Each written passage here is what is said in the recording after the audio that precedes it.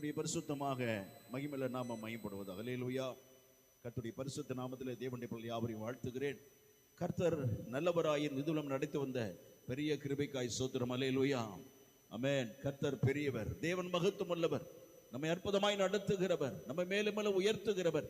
பலவீனங்கள், சோதனைகள், போராட்டம் எல்லாவற்றையும் விடுவித்து நம்மை தலை நிமிர பண்ணுகிற கர்த்தர் நம்முடைய இயேசு கிறிஸ்து. அல்லேலூயா. ஆனால் சத்துரு உலகத்து ஆசைகளை காட்டி உலக கிரிகளை கொண்டு வந்து பலவிதமான குழப்பங்களை வாழ்க்கையில் செய்து நம்மை கீழே கீழே கொண்டு போகிறவனாக இருக்கு. அது நம்முடைய பார்வைக்கு தெரிகிறது இல்லை. நம்ம சரியாத்தான் இருக்கிறோம்னு நினைச்சுக்கிட்டே இருக்கிறோம், நம்ம குடும்பம் சரியாத்தான் போகுதுன்னு நினைச்சுக்கிட்டே இருக்கிறோம். இல்லை. அல்லேலூயா. கர்த்தர் விட்டு எங்கேயோ போயிட்டு இருக்கிற அந்த நிலையிலிருந்து நம்ம திரும்பியும் நம் கர்த்தருக்குள்ள வர அவர் விரும்புகிறார். Praise the Lord. அல்லேலூயா. ஆமென். கர்த்தர் நல்லவர். நம்ம நேசிக்கிற அந்த நேசம், அளவிட முடியாத நேசம், அளவிட முடியாத அன்பை தேவன் நம்ம மேல வைத்து இதுவரை நடத்தி வருகிற அவருடைய பெரிய கிருபைக்காய் மகிமை. அல்லேலூயா. ஆமென். கர்த்தர் வருகிற இந்த காலத்திலே நாம் அப்படி வரிகளை எடுத்துக்கொள்ளப்படுவதற்குரிய சிந்தையோடு கூட, எண்ணங்களோடு கூட பரிசுத்த நிலையில வாழ நம்மை கர்த்தருக்கு ஒப்பு கொடுப்போம். ஆமென். ஆனந்தமே பரமானந்தமே இயேசு அண்ணலை அண்டினோர்க்கு ஆனந்தமே, இயேசு அண்ணலை அண்டினோர்க்கு ஆனந்தமே. இந்த புவி ஒரு சொந்தம் அல்ல என்று இயேசு என்ன செர்மொழிந்தனரே. இந்த புவி ஒரு சொந்தம் அல்ல என்று இயேசு என்ன செர்மொழிந்தனரே. இக்கட்டு துன்பமும் இயேசுவின் தொண்டர்க்கு இங்கேயே பங்காய் கிடைத்திடினும். இக்கட்டு துன்பமும் தொல்லை எடுக்கணும் இங்கேயே பங்காய் கிடைத்திடினும். ஓ ஆனந்தமே பரமானந்தமே இயேசு அண்ணலை அண்டினோர்க்கு ஆனந்தமே, இயேசு அண்ணலை அண்டினோர்க்கு ஆனந்தமே. என் உள்ளமே முன்னில் சஞ்சலம் ஏன் வீடாய் கண்ணீரின் பள்ளத்த கல்லோ இது. என் உள்ளமே உன்னில் சஞ்சலம் ஏன் வீணாய் கண்ணீரின் பள்ளத்த கல்லோ இது. சியோ நகரத்தில் சீக்கிரம் சென்று நாம் ஜெய கீதம் பாடி மகிழ்ந்திடலாம். ஆமென். சியோ நகரத்தில் சீக்கிரம் சென்று நாம் ஜெய கீதம் பாடி மகிழ்ந்திடலாம். ஆனந்தமே பரமானந்தமே இயேசு அண்ணலை அண்டினோர்க்கு ஆனந்தமே, இயேசு அண்ணலை அண்டினோர்க்கு ஆனந்தமே. அல்லேலூயா. பழைய பாடல். அல்லேலூயா. கருத்துள்ள பாடல். நான் குழந்தையா பிறந்ததிலிருந்து இந்த பாடல் எங்க பாட்டி நல்லா அழகா பாடுவாங்க. ஸ்தோத்திரம். அருமையானவர்களே, சியோன் நகரத்திலே சென்று சியோன் மன்னனாம் இயேசு கிறிஸ்துவாய் தெய்வத்தோடு கூட ஜெயகீதம் பாடி மகிழ போகிறோம். அல்லேலூயா. உலகத்தில் ஏன் வீணாய் சஞ்சலம்? உலகத்திலே சஞ்சலம், உலகத்திலே வருத்தம், உலகத்திலே வேதனை, உலகத்திலே பாடுகள், வருத்தங்கள், நோய்கள் எல்லாம் நமக்கு வருகிறது. உலகத்திலே எல்லா வருத்தங்களில் இருந்து தேவன் நம்மை பிரித்தெடுத்து பரலோகத்திலே சியோனிலே இயேசு கிறிஸ்துவோடு கூட இளைப்பாறுகிற நேரம் நெருங்கி கொண்டிருக்கிறது. அல்லேலூயா. ஆக இந்த உலகத்தில் நாம் இளைப்பாறுகிற இடம் இது அல்ல. அதான் கர்த்தர் சொன்னார், இளைப்பாறுகிற இடம் அல்ல, கிளம்புகள் என்று சொன்னார். ஆகவே இந்த பொல்லாத உலகத்திலே இளைப்பாறுதல் நம்ம பெற முடியாது. கர்த்தரை ஏற்றுக்கொண்ட பிள்ளைகளுக்கு இளைப்பாறுதலை தருகிறார். தேவ சமூகம் நமக்கு இளைப்பாறுதல், ஜெபிக்கும் பொழுது இளைப்பாறுதல், தேவ சமூகத்தில் வருகிறப்பெல்லாம் இளைப்பை ஆற்றி ஒரு மகிழ்ச்சி சமாதானத்தை கர்த்தர் தருகிறார். அல்லேலூயா. ஆகவேதான் இந்த நாள் வரையிலையும் நம்ம இயேசு கிறிஸ்து அண்டி நம்பி வாழ்ந்து கொண்டிருக்கிறோம். ஆகவே இயேசு கிறிஸ்து நம்பின பிள்ளைகளுக்கு தான் ஆனந்தம் பரமானந்தம். ஆமென். இயேசு நம்பினவர்கள் ஆனந்தம் பரமானந்தமான வாழ்க்கை. மற்றவர்களுக்கெல்லாம் பரமானந்தம் என்னன்னே தெரியாது. ஸ்தோத்திரம். ஆனந்தம் என்றால் என்னவென்றே தெரியாது. ஆனால் கர்த்தர் நம்பின பிள்ளைகளாக இருக்கிற நமக்கு ஒரு ஆனந்தமான வாழ்க்கை தந்திருக்கிறார். இல்லையே சொல்லுவோமா? ஆகவே உலகத்துல ஸ்தோத்திரம் சிம்சோன் அல்லேலூயா அவர் இளைப்பாறுதலை தேடும்படி அலைந்து பெலிஸ்தர தேசத்திலே காசாவிலே போய் ஒரு வேசியான தெளிலால் என்ற விபச்சாரியை கண்டு அவன் மடியிலே படுத்து இளைப்பாறுதலை தேட விரும்புகிறான். நீங்க அது போலவே உலகத்திலே நாம் இளைப்பாறலை தேட விரும்புகிறோம், உலகத்திலே ஆறுதலை தேட விரும்புகிறோம், உலகத்திலே சமாதானத்தை தேட விரும்புகிறோம். இன்னைக்கு சிம்சோனை போல ஸ்தோத்திரம் பலவிதமான நிலையிலே உலகத்திலே மக்கள் வாழ்ந்து கொண்டிருக்கிறார்கள். கர்த்தருடைய பிள்ளையே, நாம் இளைப்பாறுதலை கர்த்தருடைய ஸ்தோத்திரம் உண்டாவதாக நாம் தேவனிடத்தில் பெற்றுக்கொள்ள வேண்டும். அல்லேலூயா, ஆமென். கர்த்தருக்கு மகிமை உண்டாவதாக. அல்லேலூயா. ஒரு பாஸ்டர்மா சர்ச்சில் உட்கார்ந்துட்டு டைமை காட்டி பாஸ்டர் காட்டுறாங்க, சீக்கிரம் முடிங்க, சீக்கிரம் முடி, சீக்கிரம் முடி. அல்லேலூயா. அவருக்கு சீக்கிரம் முடிக்க முடியல, பாஸ்டர் தடுமாறுகிறார், தேவாவினை நடத்தி கொண்டு போகிறார், சீக்கிரம் முடி, சீக்கிரம் முடி. முடிச்சோன்னு எத்தனை தான் சொல்றது, வீட்டிலே அப்படி, இங்கேயும் வந்து இப்படி, சர்ச்சிலையும் கூடமா இப்படி, சீக்கிரம் முடினா முடிக்க மாட்டீங்க. எதுக்கு? சீக்கிரம் படம் போட்டுருவான், சினிமா தியேட்டருக்கு ஓடணும். சினிமாவை என்ன போட்டுருவானா, தியேட்டர்ல படம் போட்டுருவானா சீக்கிரம்.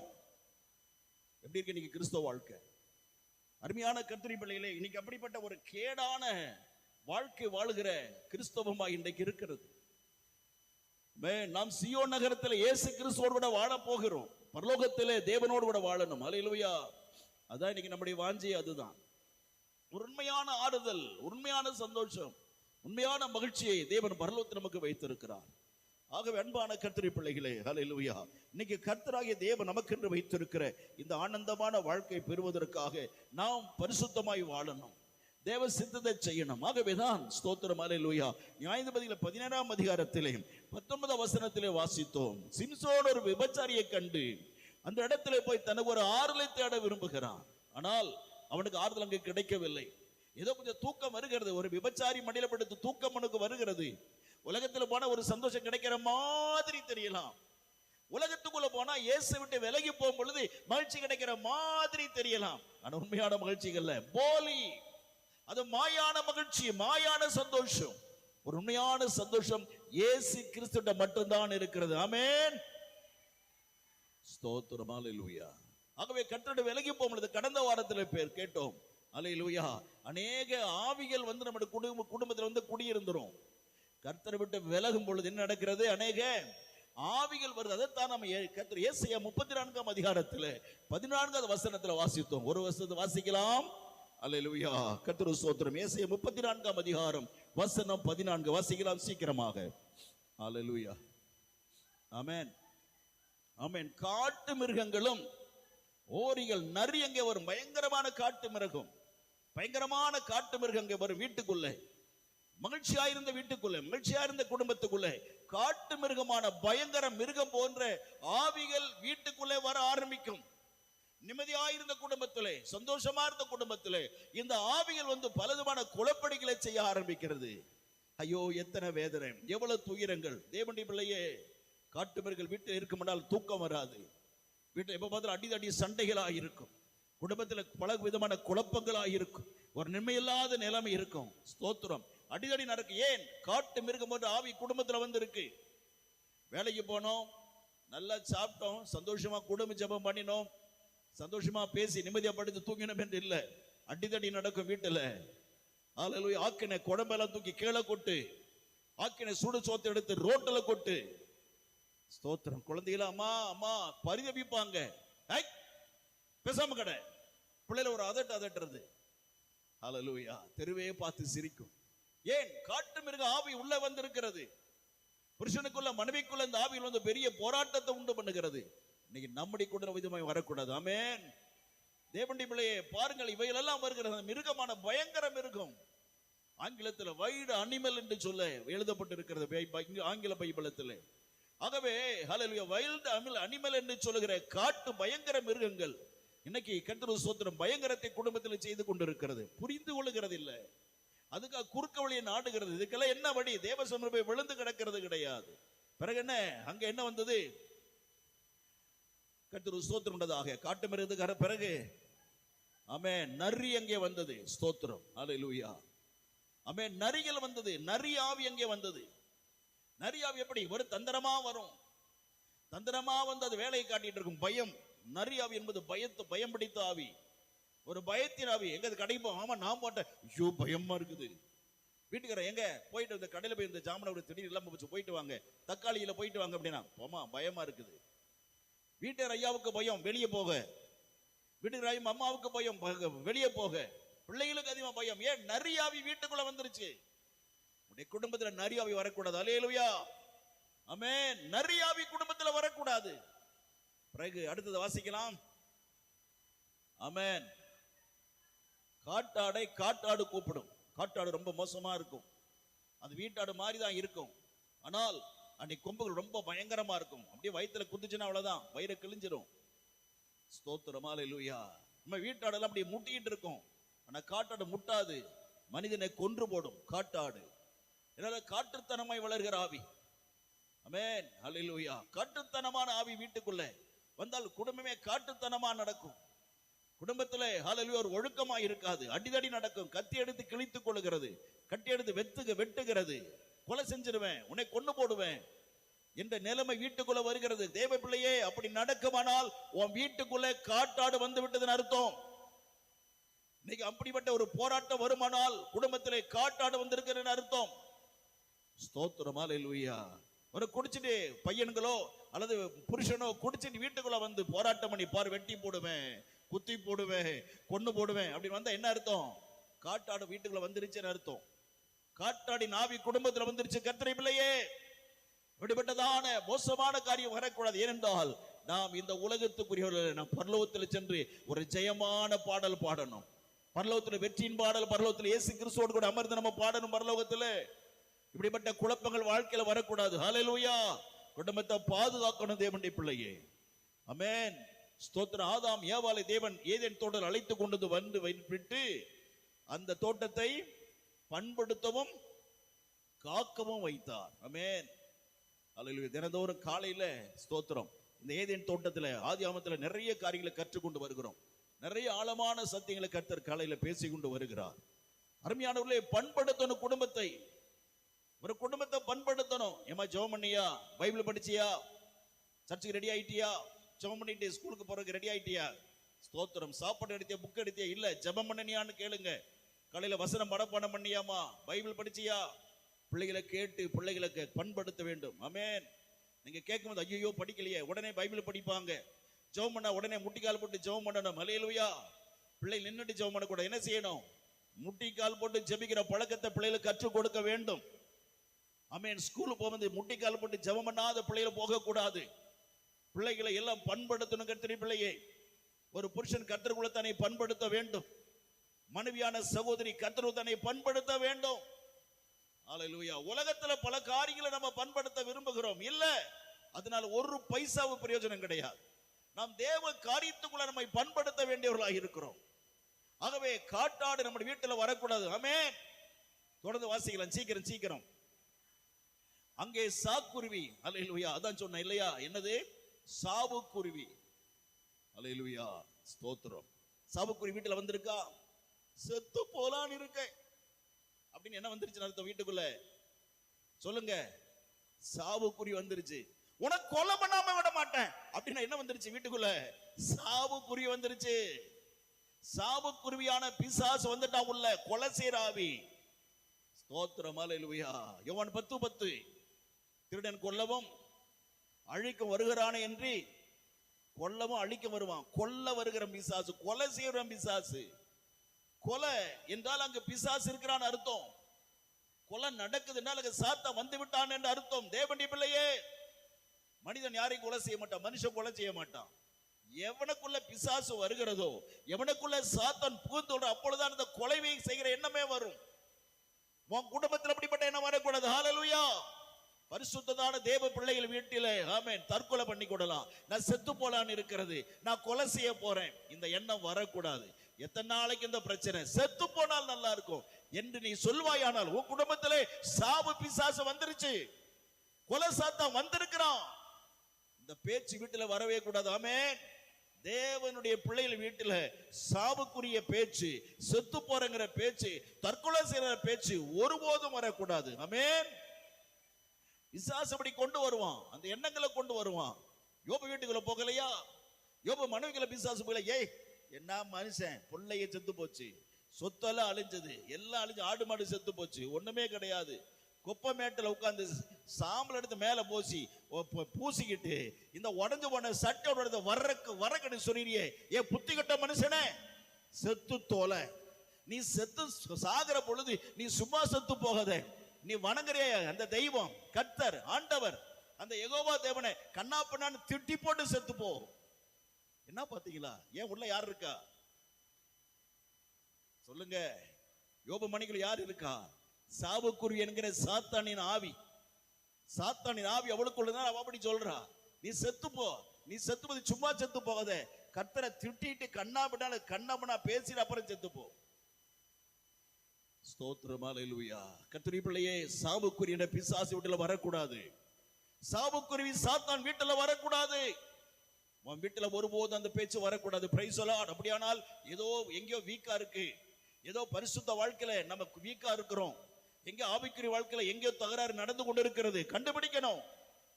பிசாசு குடும்பங்களில் சாவை கொண்டு வர அவன் பயங்கரமான பிரயாத்தனம் பண்ணி கொண்டிருக்கிறான், ஏற்பாடுகளை செய்து கொண்டிருக்கிறான். ரொம்ப ஜாக்கிரதையா இருக்கணும். அல்லேலூயா, ஆமென். பிறகு சீக்கிரம் படிக்கலாம், சீக்கிரம். ஸ்தோத்திரம், ஆமென். இது எந்த பிசாசுகளும் சேர்ந்து நம்ம குடும்பத்தில் என்ன பண்ணுது? இளைப்பாற வந்திருக்கு. ஒரு வீடு யாரு கட்டி இருக்கிறோம்? புருஷன், மனைவி, பிள்ளைகள், அவங்க தான் வீட்டுல இருந்து இளைப்பாறணும். இப்ப இந்த பேய்கெல்லாம் வந்து இளைப்பாரு, சாத்தானெல்லாம் வந்து இளைப்பாருக்கிறான். என்ன வேலையா இருக்கும் பாத்தீங்களா? நம்ம என்ன சாத்தான் அடிக்கடி கேட்பேன், டே நீ மாமனா மச்சானா அண்ணன் தம்பியா கூட பிறந்தவன பெரியப்பன சித்தப்பன யாரா நீ? எனக்கா நீ என்ன பாடுபட்ட? எனக்காக ஒரு சின்ன ஒரு ₹1 ஒரு நன்மை செஞ்சிருப்பியா? ஒரு சின்ன உதவி எனக்கு செய்திருப்பாயா? என் வாழ்க்கையில் ஒரு சின்ன ஏதாவது ஒரு காரியம் ஒண்ணுமே செஞ்சது இல்லை. உன் பேச்ச நான் ஏன் கேட்கணும்? உனக்கு என் குடும்பத்தில் உனக்கு என்ன வேலை? அல்லேலூயா. கொஞ்சம் யோசிச்சு பாருங்க. ஆனா அவன் வந்து எதுவுமே இல்லாமலே, சம்பந்தமே இல்லாம குடும்பத்தில் வந்து எல்லாத்தையும் குழப்ப பார்க்கிறான். சொல்லணும் அவனை வந்து, இயேசுவி கிறிஸ்துவின் நாமத்துல போன்னு சொல்லணும். இயேசு கிறிஸ்து சாத்தானை விலகணும் சொல்லணும். அல்லேலூயா. எந்த பிசாசின் ஆவியில வீட்டுக்குள்ள இடம் இருக்க கூடாது. நிறைய பேர் சொல்லுவாங்க, ஏங்க சாத்தானை சொல்லிட்டு இருக்கிறீங்க அப்படின்னு என்ன சொல்லுவாங்க? அவனுக்குள்ள பிசாசு இருக்கு. சாத்தானை எங்க குறை சொல்றீங்க? அவன் எங்கேயோ கடந்துட்டு போறான், அவனை ஏங்க எப்ப பார்த்தாலும் சாத்தான் இல்ல. தேவனுடைய பிள்ளைகளை அல்ல சுற்றி வருகிறான். கூடுமானால் தெரிந்து கொள்ளப்பட்டவர்களை வஞ்சிக்கும்படியாய் பிசாசு வருகிறான். ஆமென். தெரிந்து கொள்ளப்பட்டவங்களை தான் வஞ்சிக்க வருவான். தெரிந்து கொள்ளப்பட்ட பிள்ளைகளை தான் கெடுக்கும்படி பிசாசு வருகிறான். தெரிந்து கொள்ளப்பட்ட பிள்ளைகளை பாவத்து உள்ளாக்குவதுதான் சாத்தானுடைய வேலை. நம்ம நீங்களா யாரு? தெரிந்து கொள்ளப்பட்டவங்களா யாரு? சத்தமா சொல்லுங்க, சொல்லுங்க. நான் தெரிந்து கொள்ளப்பட்டவன். சத்தமா சொல்லுங்க, நான் தெரிந்து கொள்ளப்பட்டவன். ஆமென். நாம் தெரிந்து கொள்ளப்பட்ட பிள்ளையா இருக்கிறதுனால நம்மை கெடுப்பதற்காக பலவிதமான காரியங்களை பிசாசு பண்ணுகிறான். நாம நினைப்போம் சண்டை வந்துருச்சுன்னா ஏதோ சண்டை வந்துருச்சு, இல்ல, அங்க பிசாசு வந்திருக்கான். ஆமென். குடும்பத்துல போராட்டம் வந்துருச்சா, அங்க பிசாசு வந்திருக்கிறான். ஸ்தோத்திரம், அல்லேலூயா. அங்க ஏதாவது ஒரு படநடிக்கை வருகிறதா, அங்க பிசாசு வந்திருக்கிறான். ஒரு ஆசீர்வாத குறை வந்திருக்குதா, அங்க பிசாசு வந்திருக்கிறான். ஏன்? நமக்குள்ள பாவம் வந்ததுனாலதான் பிசாசு வந்துட்டான். நமக்குள்ள தவறு இருக்குமானால் கண்டிப்பா சாத்தான் அங்க வந்து விடுவான். ஜாக்கிரதையாக இருக்கணும். ஆகவே தான் அருமையான கர்த்தருடைய பிள்ளைகளே, ஸ்தோத்திரம். நியாயாதிபதிகள் 16ஆம் அதிகாரம் 19 வசனத்தை ஒரு முறை வாசிக்கலாம்.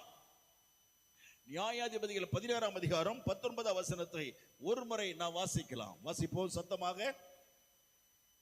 ஹல்லேலூயா, ஸ்தோத்திரம், ஆமென். ஆமா, நியாயாதிபதிகள் 16ஆம் அதிகாரம் வாசி, கரெக்ட். அவனை தன் மடியிலே நித்திரை செய்ய பண்ணி, அதான் நம்ம கடந்த 2 வாரத்துல பார்த்தோம், தூங்க வச்சான். யாரு? அந்த விபச்சாரி. அவன் தன்னுடைய மடியில படுக்க வைத்து நித்திரை நல்ல தூங்க செய்து, ஆமென், ஒருவனை அழைத்து அவன் தலைமயிரில் இருந்த 7 ஜடைகளையும் சிறைப்பித்து அவனை சிறுமைப்படுத்த தொடங்கினாள். நிறைய அர்த்தமுள்ள வசனம், நிறைய வியாக்கியானம் பண்ண வேண்டிய ஆழமான ஒரு அற்புதமான வசனம் இந்த வசனம். ஸ்தோத்திரம். தன் மடியிலே விபச்சாரியானவள் சிம்சோனை படுக்க வைத்து தூங்க வச்சு, எப்பா சீக்கிரம் ஓடியா ஓடியா ஓடிவா அப்படின்னு கூப்பிட்டு, அவன் தூக்க கலைக்காம தந்திரமா நைசா மெதுவா கூப்பிட்டு, இவன் தலைய மொட்டையடி, இவன் தலைய மொட்டையடி. நம்பின. அல்லேலூயா. அவன் மடியானது தாய் மடியில தலை வச்சு தூங்கினவன். அவனுக்கு ரொம்ப சுகமா இருந்துச்சு. இப்ப அம்மா மடியில படுக்க முடியல. தனக்குன்னு ஒரு பெண்ணு வேணும். தனக்கு ஒரு மனைவி இருந்தா அந்த மனைவி மடியில தலை வச்சு சுகமா தூங்கலாம் என்று ஒரு ஆசையில ஒரு மனைவியை தேடாம விபச்சாரியை தேடினான். தனக்கு ஒரு இளைப்பாறுதல் வேண்டும் என்று சொல்லி தன் மனைவியினுடைய மடியை தேடாதபடி ஒரு வேசியனுடைய மடியை தேடி போனான். நிறைய படித்தான். தேவ சமூகத்தில் இளைப்பாறுதல் கிடைக்கும். ஆனந்தம் பரமானந்தம் எங்க கிடைக்கும்? கர்த்தருடைய சமூகத்துல, தேவ சமூகத்துல தான் ஆனந்தமும் பரமானந்தம் கிடைக்கும். ஆனா பரமானந்தம் எங்க? விபச்சாரி மடியில கிடைக்கும். என்ன உலகத்தை தேடி போறோம். உலகத்துல போனா ஆனந்தமா இருக்கலாம், உலகத்துல போனா பரமானந்தம் கிடைக்கும். கிடையாது. உலகத்துல துயரம் உண்டு, உயரத்திலே துக்கம் கிடைக்கும், உலகத்துல வேதனை கிடைக்கும், உலகத்துல சஞ்சலம் கிடைக்கும். உலகத்துல போனோம்னா சாவு விபத்துகள் ஏற்படும். உலகத்துல போனா அதுதான் கிடைக்கும். ஆனால் தேவனிடத்தில் வரும் பொழுதுதான் பரமானந்தம் என்கிற ஆனந்த சந்தோஷத்தை கர்த்தர் கொடுக்கிறார். ஆகவே இவன் என்ன செய்தான்? தேவனுடைய சமூகத்தை நாடுகிறதை விட்டு உலகத்தை நாடி போகிறான். அங்க போய் கர்த்தர் ஸ்தோத்திரம் படுத்த பொழுது அந்த உலகம் என்ன செய்யுது? அந்த உலகம் என்ன செய்யுது? விபச்சாரி என்ன பண்ணுகிறாள்? சீக்கிரம் வா வா வா, அந்தரமா கூப்பிடுற நம்பிக்கை துரோகம். தன்னை நம்பி வந்த சிம்சோனுக்கு அந்த விபச்சாரி ஒரு பச்சை துரோகத்தை செய்கிறாள். உலகம் துரோகத்தை உண்டு பண்ணும். ஆமென். உலகம் ஒருபோது நன்மை நமக்கு செய்யாது. உலகம் ஒருபோது சந்தோஷத்தை கொடுக்காது. உலகம் உங்களுடைய நன்மையை நாடாது. உங்களுடைய குடும்பத்தை நல்லா வச்சிருக்காது. உலகம் ஒருபோது நன்மை செய்யாது. கர்த்தருடைய பிள்ளையே, நம்பின இந்த சிம்சோனுக்கு அவள் ஒரு பச்சை துரோகத்தை பண்ணுகிறாள். துரோகம் துரோகம் துரோகம். இவன் தலைய மொட்டையடி. ஸ்தோத்திரம். தலை ரொம்ப முக்கியம். தமிழ்ல சொல்லுவாங்க, என்சான் உடம்புக்கு சிரசே பிரதானம். நீங்க உடம்ப நீங்க அளந்து பார்த்தீங்கன்னா உடம்பு கை அளவுக்கு நீங்க 8 ஜான் இருப்பீங்க. அடுத்தவன் நடந்தா வித்தியாசமா வரும். ஆனா உங்க கைக்கு நீங்க உங்க உடம்பு அளந்து பாருங்க, எவ்வளவு இருப்பீங்க? 8 ஜான் தான் இருப்பீங்க. அடுத்து வரந்து சொல்லுவீங்களா சபையில? நீங்க வீட்டுல போய் அளந்து பாருங்க. ஸ்தோத்திரம். 8 ஜான் தான் இருப்போம். ஒவ்வொருவரும் அவங்களுடைய அளவு அவ்வளவுதான். இப்ப இந்த உடம்புக்கு மிக முக்கியம் என்ன தெரியுமா? இந்த சிரஸ் என்கிற தலைதான் ரொம்ப முக்கியம். இந்த தலைதான் ரொம்ப முக்கியம். ஆனா தலையை இன்னைக்கு என்ன பண்றோம் தெரியுமா? முக்கியமான தலை எங்க போய் வைக்கிறோம் சொல்லுங்க? சிம்சோன் தாண்டி முக்கியமான தலை எங்க போய் வச்சான்? தெளிலாள் என்கிற ஒரு விபச்சாரி மடியில போய் அவன் கிடத்தினான். அவனுடைய தலையை உலகத்தில போய் கிடத்தினான். சுயமன்ற ஒரு ஆணவத்தில போய் கிடத்தினான். என் தலை என்ன வேணாலும் பண்ணுவேன், என் தலை எங்க வேணாலும் கிடைக்கும் என்று சொல்லி ஒரு விபச்சாரி மடியில போய் கடத்தினான். இன்னைக்கு நம்ம தலையை எங்க கடத்துறோம்? நம்முடைய தலையை நம்ம எங்கே வைத்திருக்கிறோம்? அருமையானவர்களே, தலை ரொம்ப முக்கியம். அந்த சிம்சோனை போல நாம் அவிதமாய் தலை அங்கே வைக்க கூடாது. ஆமென். நண்பர்களா இருப்பாங்க, ரொம்ப நெருங்கின நண்பர்களா இருப்பாங்க, நெருங்கின சொந்தக்காரர்களா இருப்பாங்க, நெருங்கின உறவுக்காரர்களா இருப்பாங்க, கூட பிறந்த அண்ணன் தம்பி தங்கச்சிகளா இருப்பாங்க, மாமா மச்சனா இருப்பாங்க. ஒருபோது அவருடைய பேச்சை கேட்க கூடாது. Praise the Lord. அல்லேலூயா. வா மாப்ள, அப்படியே ஒரு பெக்க போட்டு வரலாம், அப்படி அடிச்சிட்டு வரலாம், ஒரு கோட்டை அடிச்சிட்டு வரலாம். வரியா? என் செலவெல்லாம் ஏன் செலவு? ஏய், வீட்டுல அரிசி இல்லாம இருக்கு, அதெல்லாம் முடியாது. அவங்க பட்டியல செத்து அது பற்றி கவலை இல்லை. வா, இன்னைக்கு 5000 வேணாலும் செலவு பண்ணுவேன், ஆனா 5 பைசா உன் குடும்பத்துக்கு தர மாட்டேன். குடிகாரன் அப்படிதான் சொல்லுவான். 50,000 கூட நான் செலவு பண்ணுவேன், வட்டிக்கு வாங்கி கூட உனக்கு நான் ஊத்துறேன், வா. உலகம் அப்படிதான் நம்ம வஞ்சிக்கும். உலகம் அப்படிதான் நம்ம கெடுக்கும். கர்த்தருடைய பிள்ளையே, ஸ்தோத்திரம். ஆகவே தலையை இன்றைக்கு நம்ம எங்க வைத்திருக்கிறோம்? தலை ரொம்ப முக்கியம். தலை கர்த்தர் சொல்ற தலை என்றால் என்ன? வேதத்தை வாசிப்போமா? நம்ம வாசிக்கலாம். எபேசியர் புத்தகத்திலே 5ஆம் அதிகாரம் 23ஆம் வசனம். எபேசியர் 5ஆம் 23ஆம் வசனம். தலை, அல்லேலூயா, எப்படிப்பட்டது? தலை என்றால் என்ன? வாசிக்கலாம். கிறிஸ்து சபைக்கு தலையாய் இருக்கிறது போல. ஆமென். போதும். கிறிஸ்து சபைக்கு தலையாரு. நம்முடைய சபை வாருங்க. இப்ப நம்ம சபை, நாம இல்லையா? நம்மள சபை தான் இல்லையா? அப்படியா இல்லையா? நாம எல்லாம் சபை. இந்த சபைக்கு யாரு தலை? இயேசு கிறிஸ்து. அப்ப நாமெல்லாம் யாரு? நாமெல்லாம் யாரு? அவருடைய உடம்பு. இயேசு கிறிஸ்து நாம யாரா இருக்கிறோம் சொல்லுங்க? அவருடைய சரீரமா இருக்கிறோம். அல்லேலூயா. அப்படின்னா சரீரம் என்ன? நம்ம எல்லாமே ஒன்னா இருக்கிறோம். இப்ப நான் இருக்கிறேன். இப்ப என் தலைக்கு கீழே இந்த உடம்பு கை இருக்கு இல்லையா, நெஞ்சு இருக்கு, தோள்பட்டை இருக்கு, வயிறு இருக்கு, தொடை, கால் எல்லாம் இருக்கு. இதெல்லாம் எதுக்கு? எதுக்குல எதோட இணைக்கப்பட்டு இருக்கிறது? தலையோடு சேர்ந்து இருக்கிறது. அல்லேலூயா. அதுபோல விசுவாசத்தில் நம்ம அத்தனை பேரும் ஒரே சரீரமா இருக்கிறோம். ஆமென். சந்தோஷமா சொல்லுங்க. அல்லேலூயா. நம்ம எல்லாம் ஒரே சரீரமா இருக்கிறோம். நம்ம எல்லாம் ஒன்னா இருக்கிறோம். அல்லேலூயா. ஆமென். இந்த உலகத்திலே ஒன்னா இருப்பது போலவே பரலோகத்திலையும் இயேசு கிறிஸ்து ஒன்னா இருக்க போகிறோம். நமக்குள்ள எந்த விகற்பம் இருக்கக்கூடாது, வித்தியாசம் இருக்கக்கூடாது. ஆமென். ஏழை பணக்காரன் பேச்சு இருக்கக்கூடாது. நான் பெரிய ஜாதி சின்ன ஜாதி என்ற பேச்சு இருக்கக்கூடாது. எந்த ஜாதி வித்தியாசம் இருக்கக்கூடாது. Price the Lord. ஜாதி என்பது பிராமணன் கொண்டு வந்தது. ஜாதி என்பது இந்து மதத்தில் கொண்டு வந்தது. ஸ்தோத்திரம்.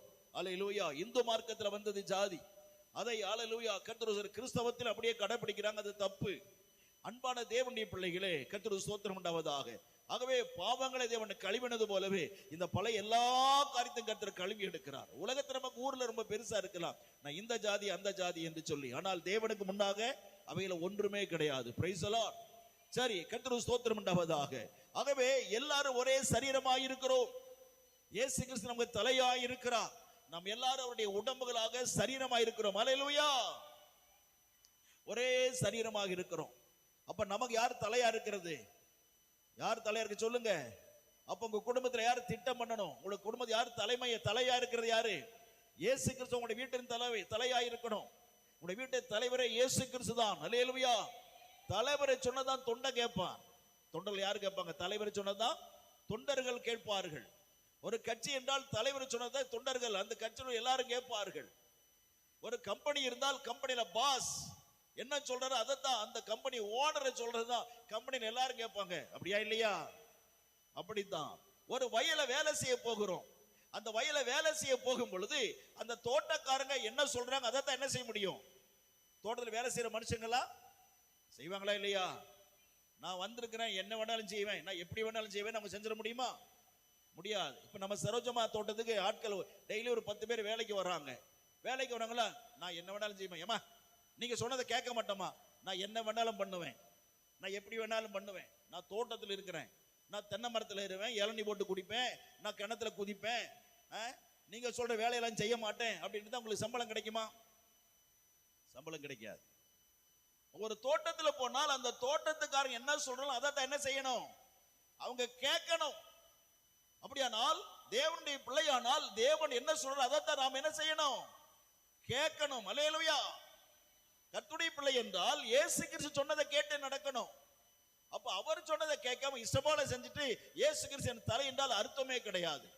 ஆகவே தலைக்கு ஆகிய இயேசு கிறிஸ்துவுக்கு நாம் கீழ்ப்படிந்திருக்க வேண்டும். ஆமென். அல்லேலூயா. கொலோசியர் 1ஆம் அதிகாரத்தில் கூட வாசிக்கிறோம் பாருங்க. கொலோசியர் 1ஆம் அதிகாரம் 18வது வசனத்தில் தலையாகிய இயேசு கிறிஸ்துவுக்கு நாம் கீழ்ப்படிந்து நடக்க வேண்டிய பிள்ளைகளாக இருக்கிறோம். வாசிக்கலாம். கொலோசியர் 1ஆம் அதிகாரம் 18வது வசனம். ஆண்டவர் இயேசு கிறிஸ்து சபையாகிய சரீரத்திற்கு தலையானவர். அல்லேலூயா. இப்ப பாத்தீங்களா, சரீரமாய் உடம்பாய் நம்ம எல்லாரும் இருக்கிறபடினாலே நமக்கு தலையாய் இருக்கிறவர் இயேசு கிறிஸ்துவாகிய தெய்வம். ஆமென். அப்ப இயேசு கிறிஸ்து தலையாய் இருக்கிறார். சபையிலிருந்து நம்ம வந்து எல்லாரும் பல ஊர்களில் இருந்து பல தெருக்களில் இருந்து பல கிராமத்திலிருந்து ஒன்று கூடி வந்திருக்கிறோம்.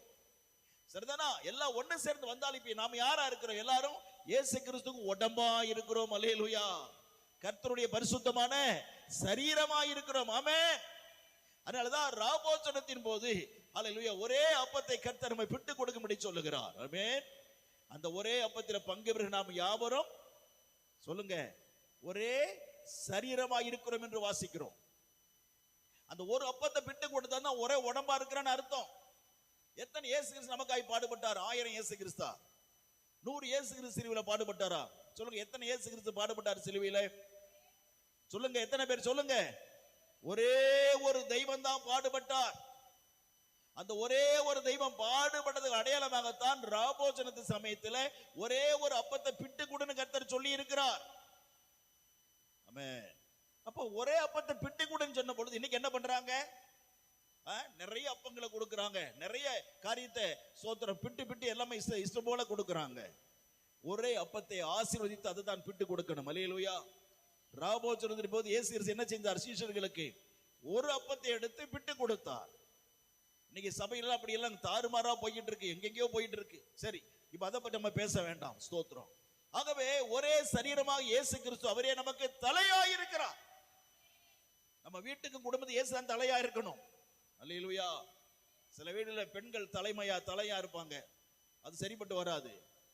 சில வீட்டுக்கு ஆண்கள் தலையா இருப்பாங்க, அந்த ஆண் தேவனுக்கு கட்டுப்பட்டு நடந்து அந்த குடும்பத்தை நடத்தணும். அல்லேலூயா. அந்த சகோதரன் அந்த ஐயா வீட்டை நடத்த என்ன பண்ணணும்? யார்கிட்ட ஆலோசனை கேட்கணும்?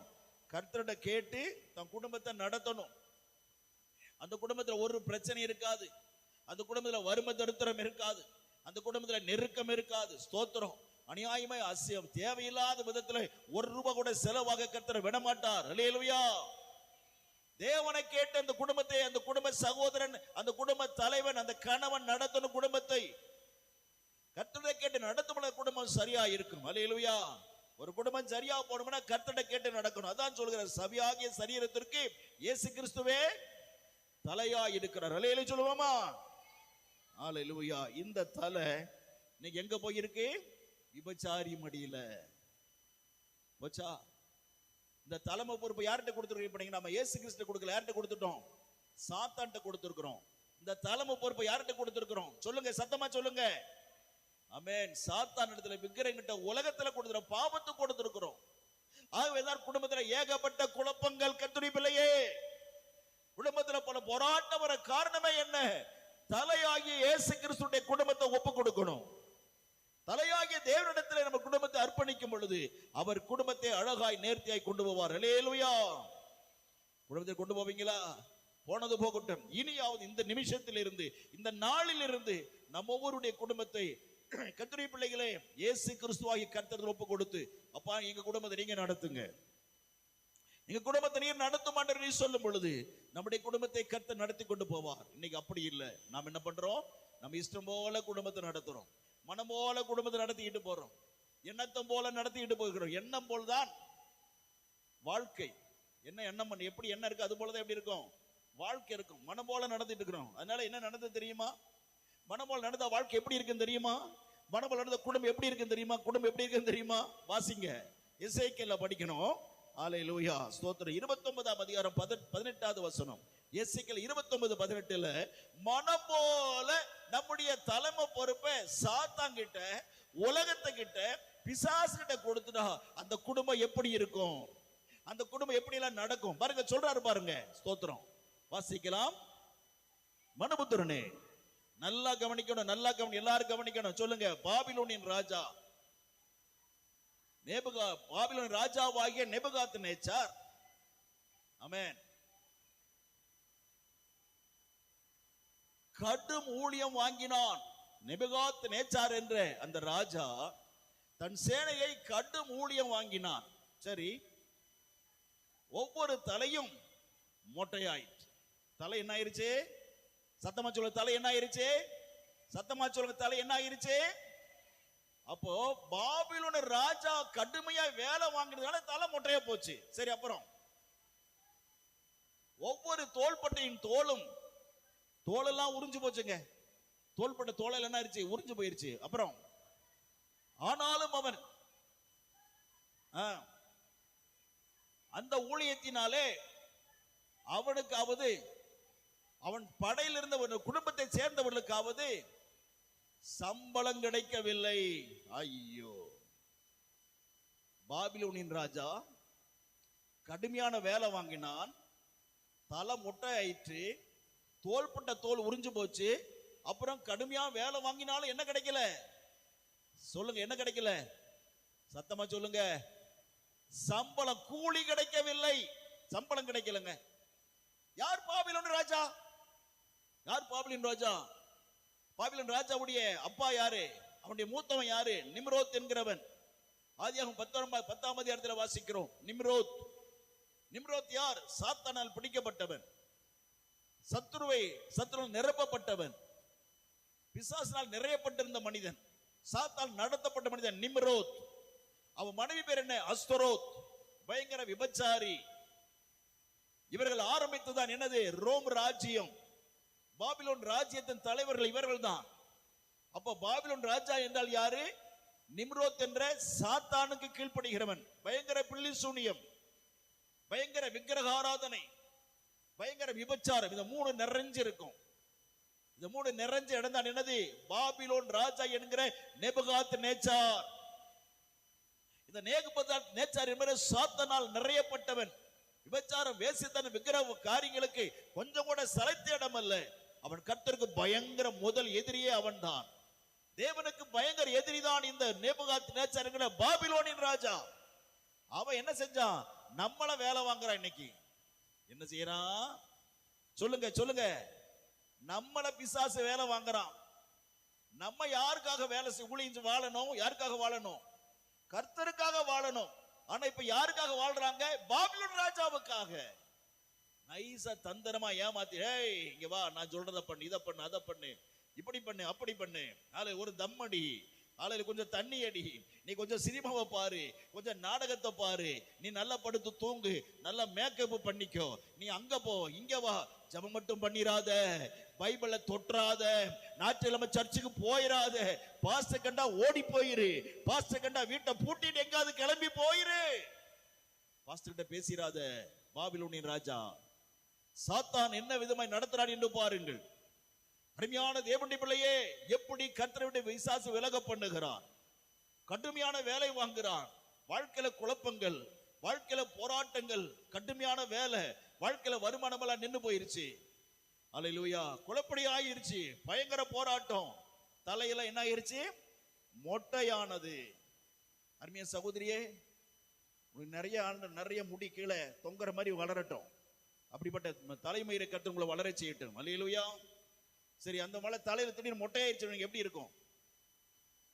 எல்லாருக்கும் மொட்டையாவாங்க. உலக ஆண்களுக்கு எல்லாம் நிறைய மொட்டை வரும், ஆனா பெண்களுக்கு மொட்டை வராது. பாத்துக்கீங்களா? சகோதரிமார்ல மொட்டை வருமா? எங்கேயாவது நம்ம லட்சத்துல ஒருத்தருக்கு தான் தலை கொஞ்சம் சொட்டையா இருக்கும்.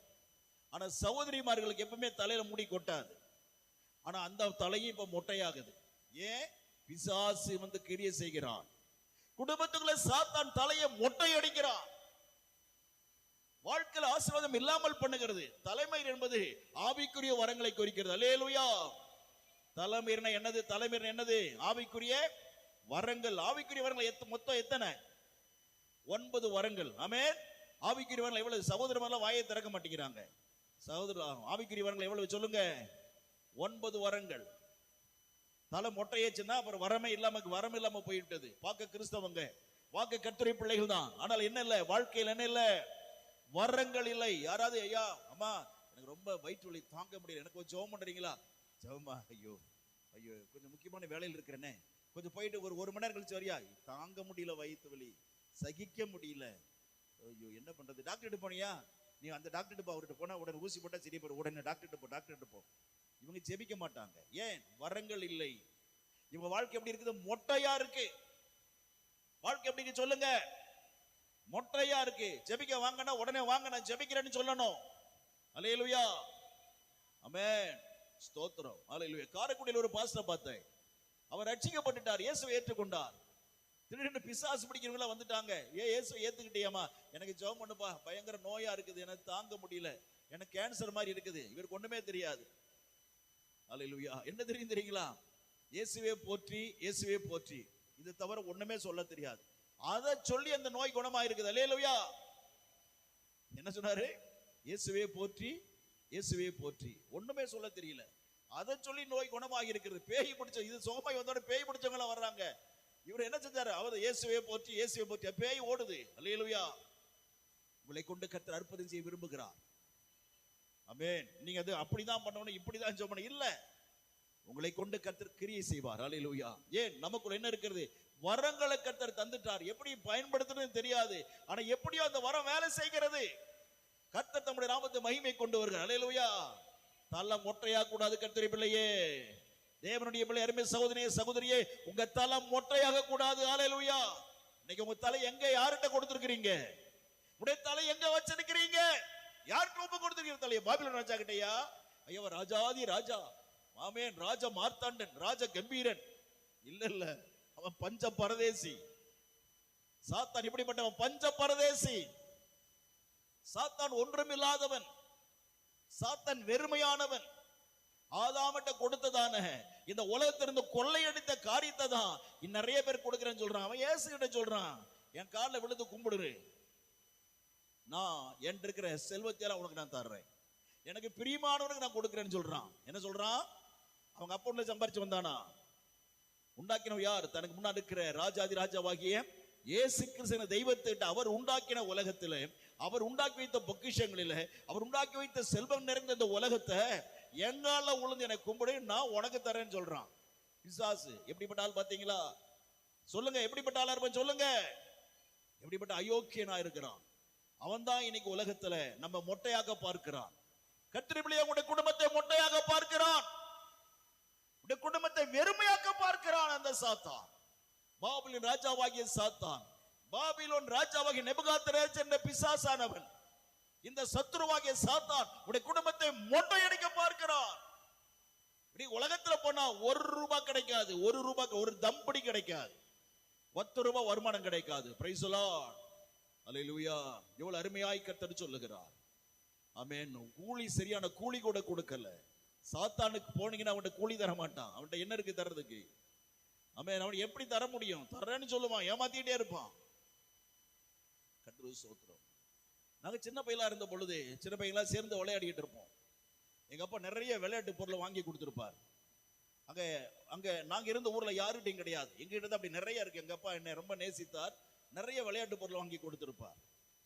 அத பசங்களாம் சேர்ந்து விளையாடிட்டு இருப்பாங்க. ஒரு நாள் அதுல இருந்து ஒருத்தன் சொன்னான், ஏய் ஸ்தோத்திரம்னா ஒரு ₹5 பார்த்து, அன்னைக்கு ₹5 சொன்ன எவ்வளவு தெரியுங்களா? ₹5000 மாதிரி இருக்கும். ₹5 ₹5000 போல இருக்கும். ஆகவே நான் அதை எடுத்து ஒரு இடத்துல ஒளிச்சு வச்சிருக்கிறேன்.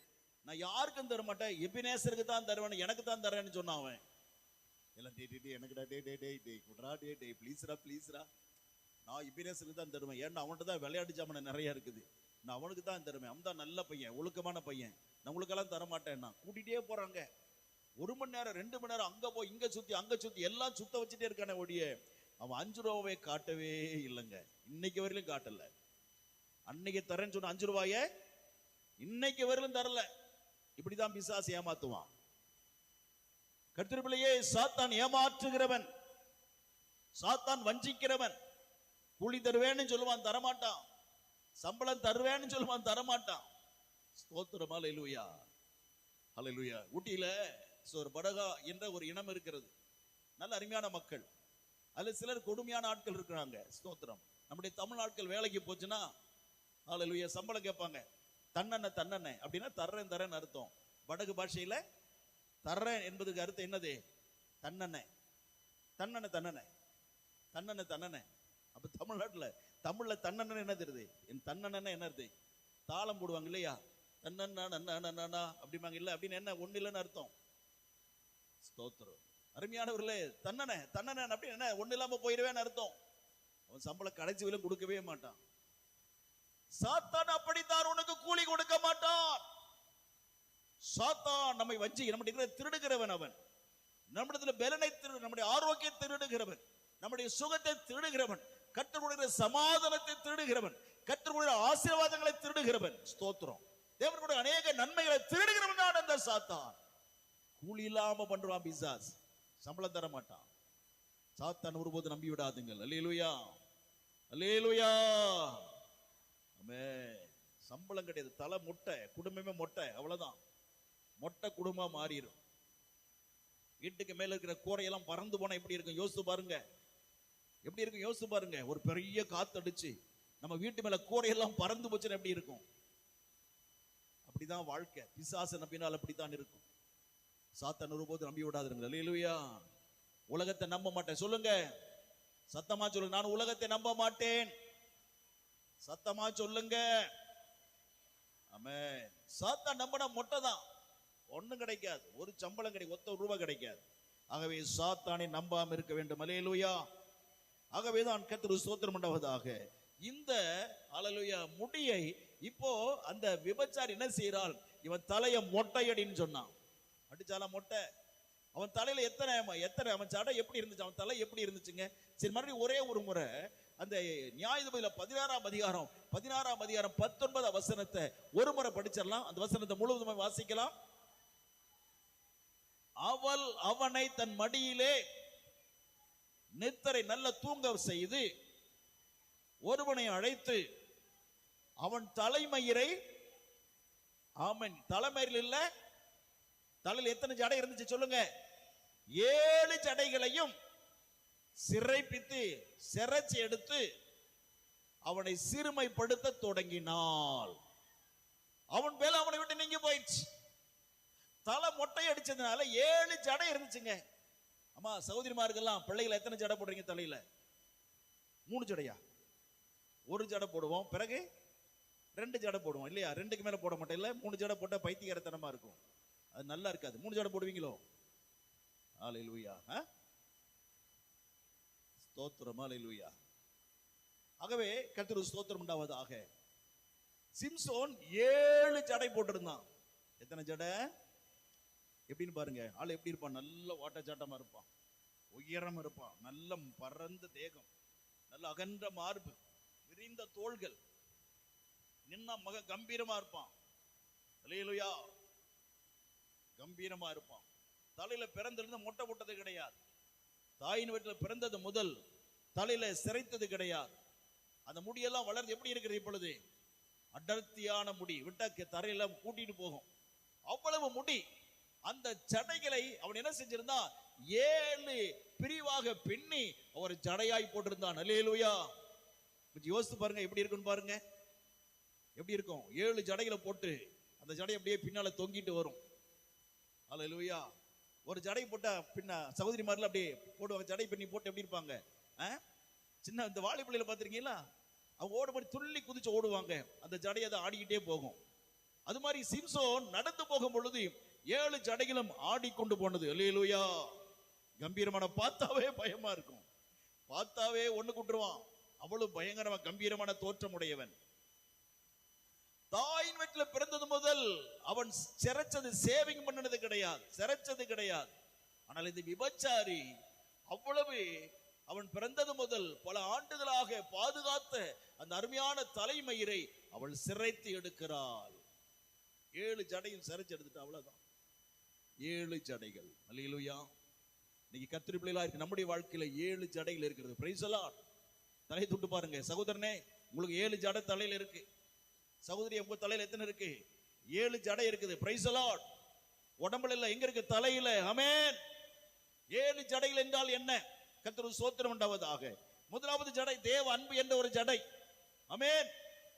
கர்த்தருடைய பிள்ளைகளுக்கு என்ன இருக்கு சொல்லுங்க, சொல்லுங்க, உங்களுக்கு என்ன ஜடை இருக்குது? தேவ அன்பு என்கிற ஒரு ஜடை இருக்கு. இரண்டாவதாக கர்த்தருடைய ஆராதனை, தேவனை துதிக்கிற துதி என்ற ஒரு ஜடை உங்க தலையிலே இருக்கிறது. மூன்றாவதாக ஜெபம் என்ற ஒரு ஜடை உங்க தலையிலே இருக்கிறது. நான்காவதாக வேத வாசிப்பு என்கிற ஒரு ஜடை உங்க தலையிலே இருக்கிறது. ஐந்தாவதாக குடும்ப உறவு, குடும்ப உறவு, குடும்ப உறவு என்ற ஒரு ஜடை உங்க தலையிலே இருக்கிறது. ஆறாவதாக சபையோடு உள்ள ஐக்கியம் என்கிற ஒரு ஜடை உங்க தலையில இருக்கிறது. ஏழாவதாக தேவனோடு உள்ள உறவு என்கிற ஜடை இருக்கிறது. அல்லேலூயா சொல்லுவோம், சத்தமா சொல்லுவோம், உற்சாகமாய் சொல்லுவோம். அல்லேலூயா. 7 ஜடை சிம்சோனுக்கு இருந்த மாதிரி இன்னைக்கு நமக்கும் கர்த்தர் தந்திருக்கிறார். அல்லேலூயா. இந்த 7 ஜடையை சிறைச்சு எடுக்கன்னு பிசாசு திட்டம் போடுகிறார். 7 ஜடை என்ன செய்யணும்? சிறைச்சு எடுக்கணும். என்ன ஒரு கொடுமைக்காரன் பாருங்க, என்ன பிசாசு ஒரு கொடுமைக்காரன்.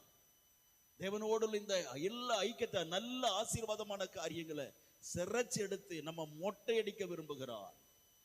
தேவனுடைய பிள்ளையே, உன்னை மொட்டை அடிக்க விரும்புகிறான், ஜாக்கிரதை. உன்னை மொட்டை போட பிசாசு எதிர்பார்த்து கொண்டிருக்கிறான். இந்த மகனை எப்ப மொட்டை போடலாம்? கர்த்தருடைய நேசிக்கிற மகனாய் இருக்கிற இந்த பிள்ளைய எப்ப மொட்டை போடலாம்? இந்த அருமையான சகோதரியா, இந்த மகள் கர்த்தர் நேசிக்கிற மகளா இருக்கிற மகளை நான் எப்படா மொட்டை அடிக்கலாம்?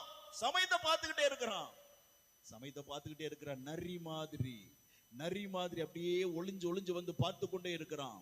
கூடுமானால் தெரிந்து கொள்ளப்பட்டவரை வஞ்சிக்கும்படியான ஒரு அற்புதம் செய்யணும், ஒரு அதிசயம் செய்து உன்னை மொட்டை அடிக்கலாம்னு பிசாசு பார்த்து கொண்டு இருக்கிறான். ஒருபோது சிக்கி விடாதே கர்த்தருடைய பிள்ளையே. அல்லேலூயா, அல்லேலூயா. சாத்தான் இடத்துல சிக்கிக் கொள்ள கூடாது. ஸ்தோத்திரம். சாத்தான் இடத்துல சிக்கிக் கொள்ள கூடாது, மொட்டை அடிச்சிருவான். ஆனால் இவன் போய் மாட்டிக்கிட்டான், அவள் மொட்டை வலிச்சு எடுக்கிறாள். கர்த்தருக்கு ஸ்தோத்திரம். 7 விதமான காரியத்தை முறைச்சு வலித்து எடுக்கிறார். தொடர்ந்து கர்த்தர் சித்தமானால் இந்த 7 ஜடை என்ற 7 காரியங்களை வருகிற நாட்களில் அறிந்து கொள்ள கர்த்தர் நடத்தட்டும். இன்றைக்கு தேவ அன்பு என்றால் என்ன வாசிப்போமா? கர்த்தர் வெளிப்படுத்தின விசேஷத்துல 2ஆம் அதிகாரம் வெளிப்படுத்தின விசேஷம் பிரைஸ் தி லார்ட் 2ஆம் அதிகாரம் 4, 5 ஆகிய 2 வசனங்களை சீக்கிரம் வாசிக்கலாம். வெளிப்படுத்தின விசேஷம் 2ஆம் அதிகாரம் 4, 5 ஆகிய 2 வசனங்கள். தேவ அன்பு என்கிற முதலாவது ஜடை. ஆனாலும் நீ ஆதியிலே கொண்டிருந்த அன்பை விட்டாய் என்று உன் பேர்ல எனக்கு குறை இருக்கிறது. ஆகையால் நீ இந்த நிலைமையிலிருந்து விழுந்தாய் என்பதை நீ நினைத்து மனம் திரும்பி ஆதியிலே செய்த கிரியை செய்வாயாக. இல்லாவிட்டால் நான் சீக்கிரமாய் உன்னிடத்திலே வந்து நீ மனம் திரும்பாத பட்சத்திலே, நீ கர்த்தர் கீழ்ப்படியாத பட்சத்தில், என்னுடைய ஆராதனை பங்கு பெறாமல், குடும்ப ஜெபம் பண்ணாம, பைபிள் படிக்காம, ஜெபம் பண்ணாங்க மனம் போல சுத்தி கொண்டிருந்தால் உன் விளக்கு தண்டை உன் வாழ்க்கையில் நான் எடுத்து போடுவேன் என்று கர்த்தர் சொல்லுகிறார். விளக்கு என்றால் என்ன? வெளிச்சம். வெளிச்சம் இல்லைன்னா எப்படி இருக்கும்? இருட்டுல வெளிச்சம் போயிட்டு என்னங்க சொல்லுவீங்க? தடுமாறிட்டு இருக்கணும் இல்லையா? எங்க போறதுன்னு தெரியாது, என்ன செய்ய, ஒரு ஸ்டெப் எடுத்து வைக்க முடியாது. எங்காவது மோதி விடுவோமோ, எங்காவது விழுந்துருவோமோ, எங்காவது தள்ளி அடிபட்டு கீழே விழுந்துருமோ, பயந்துட்டு உட்கார்ந்த இடத்துல அப்படியே உட்கார்ந்துகிட்டே இருப்போம் இருட்டுல இல்லையா? வாழ்க்கை அப்படி ஆயிரும். எத்தனை சூரியன் வந்தாலும், எத்தனை லைட்டு போட்டாலும் வாழ்க்கை இருட்டா தான் இருக்கும். ஏன்? அங்கு கர்த்தர் இல்லை. கர்த்தர் இல்லாத குடும்ப வாழ்க்கை இருட்டா இருக்கும். ஆமென். அப்படிப்பட்ட ஒரு குழப்பம் வாழ்க்கையில வராதபடிக்கு ஆமென், நீ சீக்கிரம் மனம் திரும்பு. நீ ஆதியிலே செய்த அன்பை, என் மேல் வைத்திருந்த அன்பை விட்டாய் என்று உண்மையில் எனக்கு குறை இருக்கு. அதான் கர்த்தர் நீங்க நம்மை பார்த்து சொல்லுகிறார். அல்லேலூயா. கர்த்தர் மேல் அன்பு பாராட்டுறோமா? ஆதியில் இருந்த அன்பு நம்ம மேல இருக்கிறதா? இயேசு கிறிஸ்துவை ஏற்றுக்கொண்டபோது எத்தனை விசுவாசத்துல இருந்தோம், எவ்வளவு ஜெப வாழ்க்கை இருந்துச்சு. இன்னைக்கு நம்ம எப்படிப்பட்ட ஜெபம் பண்றோம்? ஆமென். ஆதியில் இருந்த அன்பு இன்னைக்கு எப்படி இருக்கிறது? ஆரம்பத்தில் கர்த்தர் மேல் இருந்த விசுவாசம் எப்படி இருக்கு? எவ்வளவு பைபிள் படிச்சோம், எப்படி ஓடுனோம், ஓடியா இருந்தோம். கொஞ்ச நேரம் கிடைச்சாலும் ஜெபம் பண்ணணுமே, கொஞ்ச நேரம் கிடைச்சா சர்ச்சுக்கு வந்தோமே, உபவாசம் பண்ணி ஜெபம் பண்ணுமே. இன்னைக்கு உபவாச ஜெபம் இருக்கா? உபவாச ஜெபம் வாழ்க்கையில் இருக்கா? சுத்தமா கிடையாது. உபவாச ஜெபம் இல்லையே தேவ பிள்ளையே. உபவாசம் இல்லாத வாழ்க்கை எப்படிப்பட்ட வாழ்க்கை? ஹல்லேலூயா. தனிச்செபம் இல்லாத வாழ்க்கை எப்படிப்பட்ட வாழ்க்கை? ஒரு 2 நிமிஷம் ஜெபம் பண்றோம், 5 நிமிஷம் ஜெபம் பண்றோம். நிறைய பேர் வாழ்க்கையில அது கூட கிடையாது. ஜெபமே சுத்தமா கிடையாது. இத பிசாசு வலிச்சு எடுத்துட்டான். முதலாவது ஜடையாகிய தேவ அன்பை பிசாசு வாழ்க்கையில் எடுத்து விட்டார். அதான் கர்த்தர் சொல்றார், மகனே மகளே, என் செல்ல மகனே மகளே, உனக்காய் சிலுவையில் பட்டு பாடுபட்டேனே, உனக்காய் நாராய் கிழிக்கப்பட்ட நான் சிலுவையில் தொங்கினேனே மகளே, எவ்வளவு உனக்காய் நான் வேதனை அடைந்தேன், எவ்வளவு பாடுகளை சகித்தேன். ஓ ஹல்லேலூயா. நீ எவ்வளவு பாடுகளை சகித்திருக்கிறேன் மகனே. என்னை நேசிக்காம போறியே, என் மேல் அன்பல் இல்லாம போயிருச்சு. ஆதியில எப்படிப்பட்ட அன்பு வச்சிருந்த, நீ ரட்சிக்கப்பட்ட காலத்துல, என்னை ஏற்றுக்கொண்ட காலத்துல எப்படிப்பட்ட அன்புள்ளவராய் இருந்தாய். இன்னைக்கு எங்கே போச்சு அந்த அன்பு? ஆதியில இருந்த அன்பு எங்கே? ஆதியில கொண்டிருந்த அன்பு எங்கே? நீ கர்த்தர் கேட்டு நம்மை துக்கப்படுகிறார். இந்த முதலாவது ஜடையாகிய ஹல்லேலூயா இந்த தேவ அன்பை பிசாசு வாழ்க்கையிலிருந்து அப்படியே சுரண்டி எடுத்துட்டான். ஜெப வாழ்க்கை நீ நமக்குள்ள இருக்கணும். ஆதியில் இருந்த அன்பை விட்டாய் என்று உண்மையில் எனக்கு குறை இருக்கிறது, உண்மையில் எனக்கு குறையா இருக்குது மகனே மகளே. அதிலிருந்து அன்பை வச்சுக்க. அதில் என்ன பேர் அன்பா இருந்தது? ஏதேன் தோட்டத்துல பாருங்க, தினமும் காலையில கர்த்தர் வருவார், ஓடி போய் 2 பேரும் கையை பிடிச்சுக்குவாங்க. கர்த்தர் நடுவுல போக, ஆமென் ஹல்லேலூயா, 2 பேரும் 2 கரங்களை பிடிச்சு ஆதாம ஏவாளும் கர்த்தரோடு நடந்து போவாங்க. நல்லா நடப்பாங்க, சிரிப்பாங்க, பேசுவாங்க. கர்த்தர் 2 பேரும் முத்தம் கொடுப்பார். ஆதாமுக்கு முத்தம், ஏவாளுக்கு முத்தம். இவங்க 2 பேரும் கர்த்தர் முத்தம் கொடுப்பாங்க. அப்படியே அழகா நடந்து போவாங்க. ஹல்லேலூயா. எப்படிப்பட்ட வாழ்க்கை, எப்படிப்பட்ட சந்தோஷமான வாழ்க்கை. Price the Lord. கர்த்தர் ரொம்ப சந்தோஷம். நான் மனுஷனை உண்டாக்கினது எத்தனை மகிழ்ச்சியாக இருக்கிறது. பரலோகத்துல ஆயிரமான கோடி தூதல் இருக்கிறார்கள். ஒருவன் கூட எனக்கு முத்தத்தை கொடுக்கல, ஒரு கூட என் கிட்ட வரமாட்டான். ஆனா இந்த ஆதாம் ஏவாள் என் பக்கத்துல வர்றாங்க, என் கைப்பிடித்து நடத்துறாங்க, என்னை நேசிக்கிறாங்க, என்னை கொஞ்சறாங்க, எனக்கு முத்தம் தராங்க, என் மீது அளவில்லாத அன்பு வச்சாங்க. கர்த்தர் எத்தனை மகிழ்ச்சி, எத்தனை ஆனந்தம் அவருக்கு. அவர் எத்தனை மகிழ்ச்சியா இருந்தார். ஏதேனுக்கு எப்ப போகலாம் என்றே கர்த்தர் பரலோகத்துக்கு போயிட்டாருன்னா, எப்ப ஏதேனுக்கு போகலாம் என்றுதான் இருக்கும். அத்தனை மகிழ்ச்சியா இருந்தார். ஒரு மரத்தடியில் உட்காருவாங்க, கர்த்தர் உட்காருவார், மடி மேல ஆளுக்கு ஒரு பேர் தலையை வச்சு அப்படியே படுத்து கர்த்தரோடு பேசி சிரிச்சுக்கிட்டு இருப்பாங்க. அல்லேலூயா. ஒரு சுகமான வாழ்க்கை, ஒரு சந்தோஷமான வாழ்க்கை ஏதேன் தோட்டத்துல. இன்னைக்கு அந்த அன்பு இன்னைக்கு நமக்கும் தேவனுக்கும் இருக்க வேண்டும். கர்த்தரில் அதைத்தான் தேவன் எதிர்பார்க்கிறார். தேவனோடு அந்த உறவு நமக்குள் இருக்கணும். கர்த்தரோடு அந்த உறவில வளர்ந்து போக அவர் விரும்புகிறார். கொஞ்சம் நேரம் கிடைச்சா முட்டிக்கால் போட்டு செபிக்கிற பழக்கம் நமக்கு வேண்டும். கொஞ்சம் டைம் கிடைச்சதுன்னா உடனே அதுக்காய் கர்த்தரை ஸ்தோத்திரம் பண்ற பழக்கம் வேண்டும். ஹல்லேலூயா. கொஞ்சம் டைம் கிடைச்சதுன்னா எப்படா செல்போன்ல நோண்டலாம், எப்படி போய் அதை பார்க்கலாம் இதை பார்க்கலாம், அந்த எண்ணம் தான் இன்னைக்கு வருகிறது. வேண்டாம் தேவ பிள்ளையே, இவைகளுடைய நஷ்டத்தை கொண்டு வரும். தலையை மொட்டை அடிச்சிடும். மறந்துடக்கூடாது. வாழ்க்கை முழுதும் மனசுல வச்சுக்கிட்டே இருக்கணும். ஆமென். அல்ல இசைகளை கர்த்தருக்கு ஸ்தோத்திரம் பண்றதாக வார்த்தைகளை நல்ல மனசுல வச்சுக்கணும். ஆமென். ஹல்லேலூயா. இந்த 18ஆம் வசனம் சொல்லுது, நம்ம மொட்டை அடிச்சிருவான் பிசாசு. உன் தலையை மொட்டை அடிச்சிருவான் சாத்தான். உன் தலையை மொட்டை அடிச்சிருவான் பிசாசு. குடும்பத்தை மொட்டை அடிச்சிருவான். ஸ்தோத்திரம். கொஞ்ச நேரம் கிடைச்சா ஜெபிக்கிற பழக்கம் நமக்குள்ள வேண்டும். கொஞ்சம் டைம் கிடைத்தா பைபிள் எடுத்து படிக்கிற பழக்கம் நமக்கு வேண்டும். ஆமென். ஹல்லேலூயா. முதல் நாள் பைபிள் எடுத்த படிக்க வைக்கிறக்கே மனசு இல்ல. படிச்சுட்டே 1.5 மணி நேரம் படிச்சேன். கர்த்தர் சொல்ற நேற்றும் அது போலதான் படிச்சுக்கிட்டே இருக்க முடிந்தது. ஸ்தோத்திரம். மூடி வைக்க மனதே வரல. வேதத்து மேல தாகம் இருக்கணும். வேதத்து மேல தாகம் இருக்கணும். ஹல்லேலூயா. நேற்று தேவனுடைய பெரிய கிருபையினால 141வது தடவையாக பைபிளை பழைய ஏற்பாட்டை படிச்சு முடிச்சிட்டு இன்னைக்கு காலையில கர்த்தர் ஸ்தோத்திரம் பண்றதாக மத்தேயுல 5 அதிகாரம் படித்து முடிக்க கர்த்தர் கிருபை செய்தார். ஹல்லேலூயா. வேதத்தை வாசிக்கணும். வேதத்தை வாசிக்கணும். அப்பதான் வசனங்கள் நல்ல நிறைய நமக்கு கர்த்தர் கொடுக்க முடியும். எங்கெல்லாம் மறைந்திருக்கிற ரகசியத்தை கர்த்தர் வெளிப்படுத்தி கொடுக்க முடியும். வேதத்தின் புதையவர் அப்பொழுதுதான் வெளிப்படுத்தப்படும். ஹல்லேலூயா. வேதத்தை நேசிக்கணும். வேதத்தை நேசிக்கணும். வேதத்தை நேசிக்கணும். அன்பான தேவனுடைய பிள்ளைகளே, கர்த்தர் மகிமையுள்ளதாக கலரையாடல இருந்து எல்லா வேலையும் முடிச்சுட்டு 5 அதிகாரம் படிச்சுட்டு தான் நான் சர்ச்சுக்கு வந்திருக்கிறேன். பிரியமானவர்களே, வேதத்தை வாசிக்கணும். கொஞ்சம் நேரம் கிடைத்தாலும் பைபிளை படிக்கிற பழக்கம் நமக்கு இருக்கணும். இல்லைன்னா தலை மொட்டை, குடும்பம் மொட்டை. மறந்துடாதீங்க. தேவனுடைய காரியத்தில் ஏதாவது ஏமாந்தீங்க, குடும்பம் என்ன ஆயிரும்? சத்தமா சொல்லுங்க. சத்தமா சொல்லுங்க. எல்லாரும் சொல்லுங்க. குடும்பம் மொட்டை. குடும்பம் மொட்டை. குடும்பம் மொட்டையாக கூடாது. Praise the Lord. குடும்பம் மொட்டைன்னு என்ன? ஒண்ணு இல்லாம போய் தரித்திரம். நடுத்தருவு தான். நடுத்தருக்கு குடும்பத்தில் இருக்கிறதுக்கு பேர் என்னது? மொட்டை என்று அர்த்தம். நம்முடைய குடும்பம் வரலாமா? சொல்லுங்க. வரலாமா வேண்டாமா? சத்தமா சொல்லுங்க. பேசாம இருக்கிறீங்க. வரக்கூடாது. ஆமென். என் குடும்பத்தை சாத்தான் மொட்டை அடிக்க அவன் யார்? எனக்கு தேவனாய் கர்த்தர் தலையா இருக்கிறார். அல்லேலூயா. நம்ம யார் தலையா இருக்கிறது? இயேசு கிறிஸ்து. கர்த்தர் தலையா இருக்கிறார். நம்முடைய தலைவன் மொட்டை அடிக்க முடியுமா? இயேசு தலையை சாத்தான் மொட்டை அடிப்பானா? கிட்டே வர முடியாது. அல்லேலூயா. நமக்கு கர்த்தர் தலையா இருந்தால் தலையை மொட்டை அடிக்க முடியாது. பிசாசு தலையா இருந்தா மொட்டை அடிச்சிடுவான். உலகம் தலையா இருந்தா மொட்டை அடிச்சிடுவான். இயேசு கிறிஸ்து தலையா இருந்தா சாத்தான் தலைகிட்ட வரவே முடியாது. அல்லேலூயா. ஹல்லேலூயா. ஆதியில் இருந்த அன்பை விட்டாய் உண்மையில் எனக்கு குறை இருக்கிறது.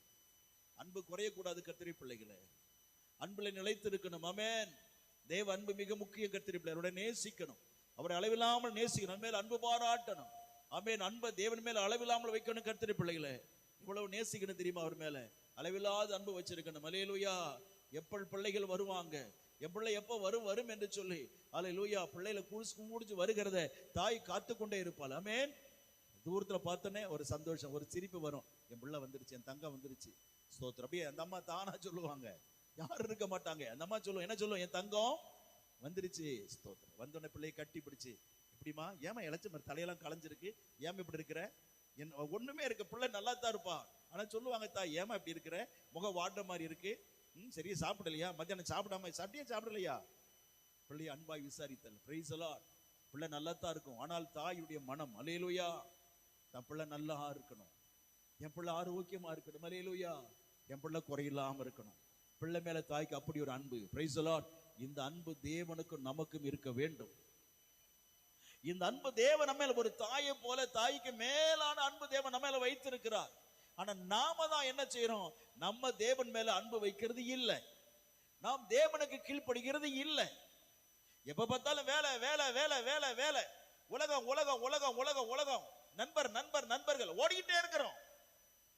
கர்த்தர் நேசிக்கணும். கர்த்தருடைய பிள்ளையை இன்னைக்கு நம்ம வாழ்வதற்கு காரணம் தேவனாகிய கர்த்தர். மறந்துடாதீங்க. இன்னைக்கு உயிரோடு இருக்க காரணம் தேவனாகிய கர்த்தர். ஆமென். ஸ்தோத்திரம்.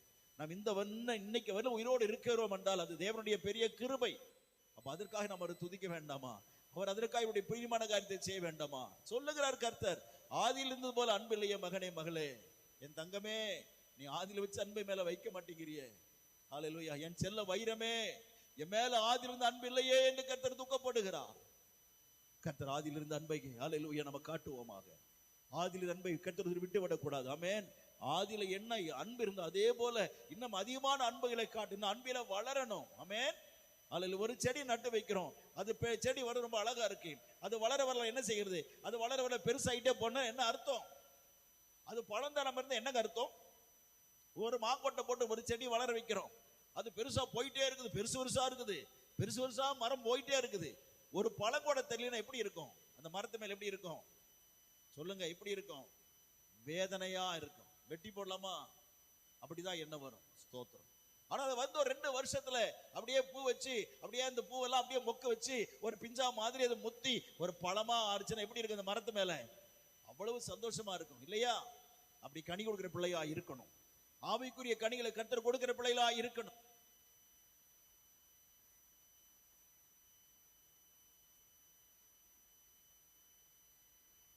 ஹல்லேலூயா. நாம் தேவனுக்கு ஏற்ற விதத்திலே அற்புதமான காரியங்களை செய்கிற பிள்ளையா இருக்கணும். ஹல்லேலூயா. ஆமென். அவருக்கு கனி கொடுக்கிற பிள்ளைகளாக நாம் இருக்கணும். தேவனுக்கு கனி கொடுக்கிற பிள்ளைகளாக, அவருக்கு அற்புதமான காரியங்கள் செய்கிற பிள்ளைகளாக இருக்க நாம் ஒப்பு கொடுப்போம். ஹல்லேலூயா. கர்த்தர் நேசிக்கணும். ஆதியிலிருந்து அன்பை விட்டாயின் உன் பேரில் எனக்கு குறைன்னு சொல்றாரு. அந்த குறை நம்ம மேல வரக்கூடாது, நம்ம மேல குறை வரக்கூடாது. கர்த்தரின் பிள்ளைகளை ஆதி அன்பை விட்டு விடக்கூடாது. ஆமென். ஹல்லேலூயா. கல்யாணமான புருஷன் மனைவி சுத்தி இருக்கிறான். என்னம்மா என்னம்மா என்னம்மா ஏதாவது நான் வாங்கிட்டு வரட்டா, ஏதாச்சும் வாங்கிட்டு வந்து சாப்பிடலாமா, போங்க எது எனக்கு சாப்பிட பிடிக்கல, ஏமா சாப்பிடலாமா, இல்லாம எதாவது வாங்கிட்டு வரமா, எதாவது சாப்பிடுமா, இல்ல ஏதாவது ஒண்ணு சாப்பிடு. புருஷன் கேட்டுக்கிட்டே இருப்பார் இல்லையா.